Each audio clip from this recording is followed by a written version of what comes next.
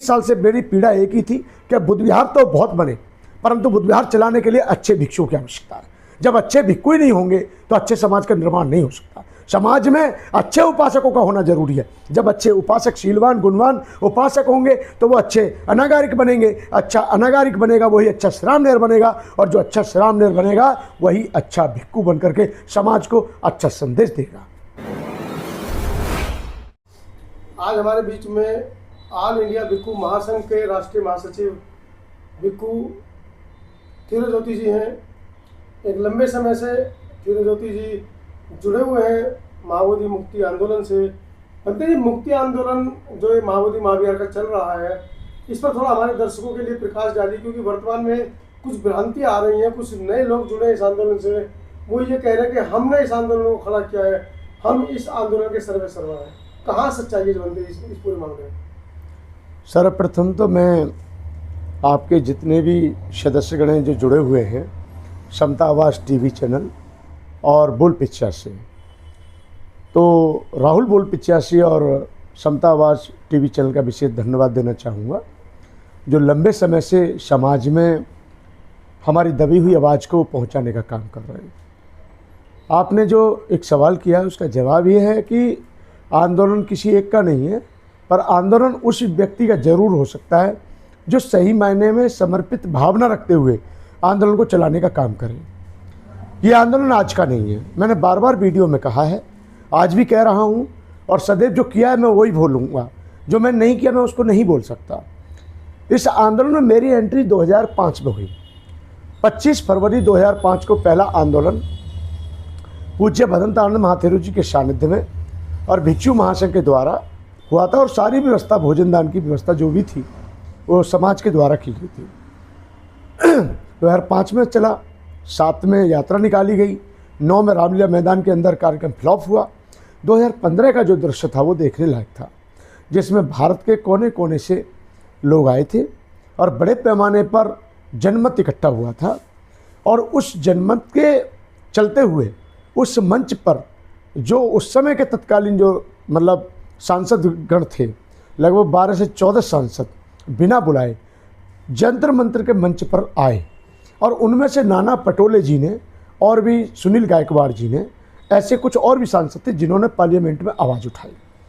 इसी आंदोलन को लेते हुए, इसी आंदोलन को ध्यान में रखते हुए और बुद्धगया मुक्ति आंदोलन के विषय को लेकर के मेन तौर पर हमारी 2009-10 में 2 बार माननीय डॉक्टर मनमोहन सिंह जी से मुलाकात हुई, जो हमारे देश के प्रधानमंत्री रहे हैं। और उस समय पर आर एस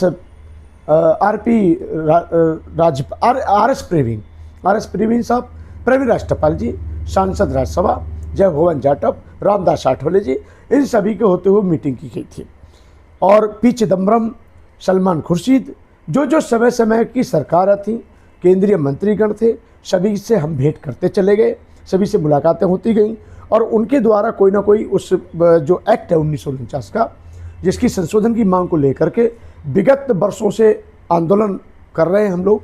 हमारे पहले भंते आनंद जी, सुरेश साई जी, ज्ञानेश्वर जी, और जैसा कि भदंतानंद महाथेरो जी समय समय पर बताते रहे कि जो बड़ा आंदोलन हुआ वो 91, 92, 93, 94, 4, 5, 6 साल आंदोलन बड़ा चला। 18 महीने तक बोर्ड क्लब पे आंदोलन चला, और उस आंदोलन ने जो दिया है वो पूरे देश के सामने है, उसमें कोई छुपाया नहीं है। हम जो कार्यक्रम करते थे, हमारा कार्यक्रम एक व्यवस्थित कार्यक्रम होता था, बाकायदा मंच लगते थे, आगुन्तक आते थे, बड़ी संख्या में आते थे। महाराष्ट्र की महिलाएं, महाराष्ट्र के पुरुष बहुत बड़ी संख्या में होते थे। यातनाएं, पीड़ा झेल कर वो आंदोलन में भाग लेते थे, और उस आंदोलन से ये निकल के आता था कि हमारी बात सरकार सुनती थी, सरकार झुकती थी, और कोई ना कोई बदलाव देखने को मिलता था। जैसे पहले ही था कि डीएम हिंदू होगा तो ही डीएम होगा, अब वो कंडीशन नहीं है, अब डीएम बुद्धिस्ट होगा।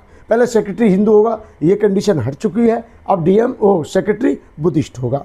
अब care taker, monk in chief, बहुत सारे जो प्रावधान है वो चेंज हुए हैं, और वर्तमान में ये कि सेक्रेटरी बुद्धिस्ट है और डीएम तो जो भी हैं वर्तमान में वो चेयरमैन है। तो आंदोलन की जो दिशा और दशा दोनों की चीज़ थी।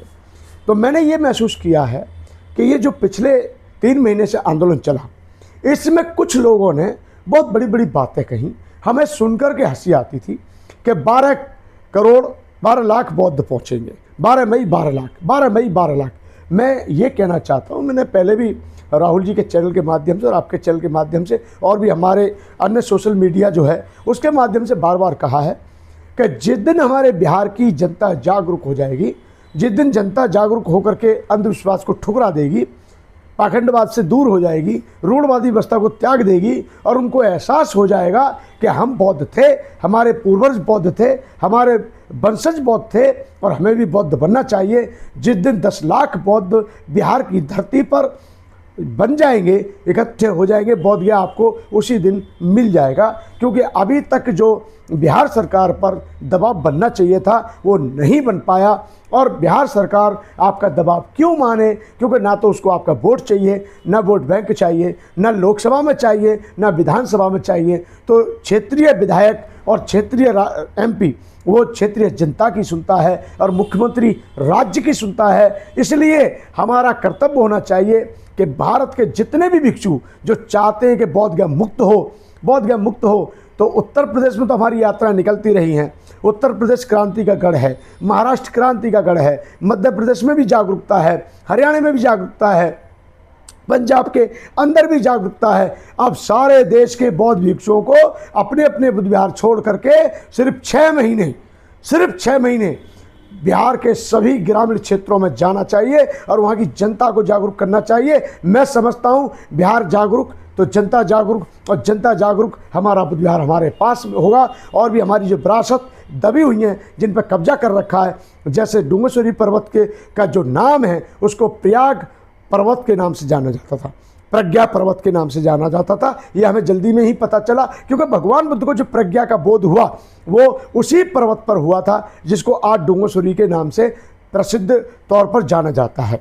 क्योंकि बुद्ध ने 6 साल तपस्या उसी पर्वत पे की थी जिसको आज डूंगरसौरी कहते हैं, लेकिन उसका पूर्व का जो नाम है वो प्रज्ञा पर्वत है। क्योंकि बुद्ध ने वहाँ 6 साल तपस्या की और उसके बाद उन्होंने बुद्ध गया के लिए प्रस्थान किया, जो पास में ही आज जहाँ ज्ञान प्राप्त हुआ है। तो हमारा कहने का मतलब एक वो डूंगरसौरी पर्वत हो गया, या फिर उसके साथ में आगे चलेंगे राजगीर नालंदा। तो नालंदा जो विश्वविद्यालय है वहाँ पे एक भैरव बाबा मंदिर है और भैरव बाबा मंदिर में बहुत ही खूबसूरत की बुद्ध प्रतिमा है जो काले रंग की है। उसको ब्लैक बुद्धा के नाम से, यानी काला तेलिया बुद्ध के नाम से प्रसिद्ध किया हुआ है। काले रंग की प्रतिमा है और उसको कहते हैं कि जो तेल बुद्ध के इससे लेकर के लगाएगा उसके बाल आएंगे, उसके घर का शनिचर जाएगा और उसको अच्छे दिन आएंगे। तो इस प्रकार का कहीं ना कहीं प्रोपेगेंडा वहाँ पे भी उन्होंने लागू कर रखा है। तो ये अच्छे से जान लो कि बौद्ध गया मुक्त हो भी जाए तो जाने वाला कौन है? हमारा ही समाज जाएगा। तो हमारे समाज को जाने से पहले जागरूक होना होगा। जागरूक होने से पहले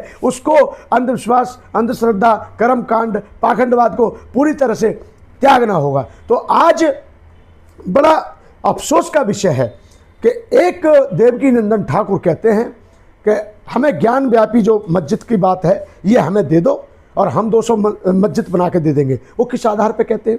उनके पास वजूद है, उनके पास बल है, उनके पास एकता है, उनके पास जो भी है, सत्ता से लेकर सारी व्यवस्था उनके पास है। लेकिन हमारे पास क्या है? सत्ता हमारे पास नहीं, बल हमारे पास नहीं, धन हमारे पास नहीं।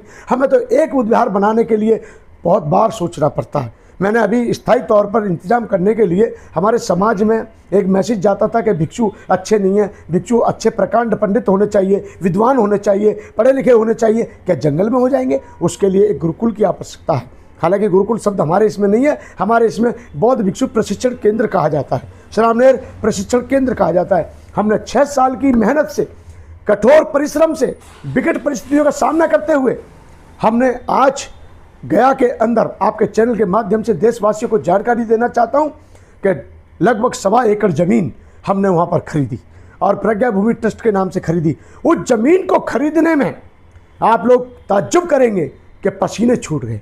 अभी तक मेरे ऊपर उसका 18 लाख रुपए कर्ज है, लेकिन लोग दिखावा के लिए जल्दी दान देते हैं, स्थायी के लिए दान नहीं देते। ब्राह्मण की बात करते हैं, जिस व्यवस्था को हम गाली देते हैं वो 300 साल तक का सबर करती है, वो 300 साल तक सबर करना जानती है और वो जानते हैं अच्छे से। आप अच्छे से देखिए कि ब्राह्मण कभी सत्ता का भूखा नहीं रहा, वो वर्णवाद व्यवस्था का भूखा रहा है और सत्ता के लिए वो किसी को भी बिठा देता है लेकिन व्यवस्था को अपने पास ही रखता है। तो मेरा कहने का मतलब है कि एक बुद्ध विहार के लिए हमने ज़मीन खरीदी, उसे खरीदने में चंदा तारे दिखे।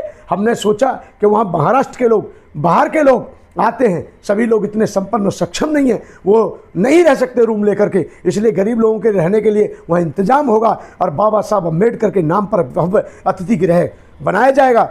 84 फीट ऊंची प्रतिमा का भूमि पूजन भी किया गया और वहाँ पे जो और भी योजनाएं, स्वास्थ्य से लेके, शिक्षा से लेके, और मुख्य जो उद्देश्य है वह हमारा वहाँ से एक उद्देश्य रहेगा कि बौद्ध भिक्षुओं का प्रशिक्षण तैयार करना और नए और अच्छे, तेज तर्रार, पढ़े लिखे, योग्य, बौद्ध विद्वान भिक्षु बना करके समाज के बीच में भेजना, ताकि समाज को अच्छा मैसेज दिया जा सके।